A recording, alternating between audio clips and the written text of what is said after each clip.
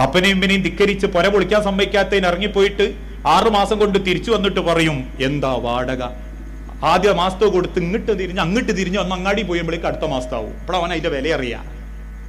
അതുപോലെ ഒരു സമാധാനാണെങ്കിൽ അത് അടക്കട്ടെ.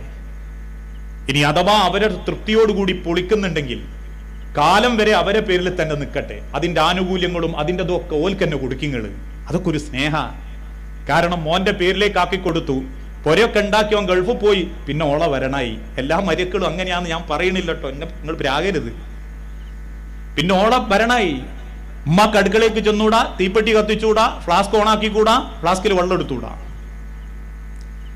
ആരിദാസ് പറമ്പ് വാപ്പന്റെ ആരായിരുന്നു അവിടെ അത്രയും കാലം 10 കൊല്ലം ജീവിച്ച്? വാപ്പയമ്മയും. ഇപ്പോ ഒരനാഥ പ്രേതം പോലെ പേരക്കുട്ടികളെ നോക്കി. അത് തന്നെ പേരക്കുട്ടികളോട് വലുങ്ങനെ ഒച്ച ഉണ്ടാക്കാനൊന്നും പറ്റൂല, മൂലയിൽ ഇന്ന് അങ്ങനെ ജീവിച്ചു പോവാ. പിന്നെന്ത് വർക്കത്താ മനുഷ്യരെ ആ കുടുംബത്തിൽ ഉണ്ടാകുക?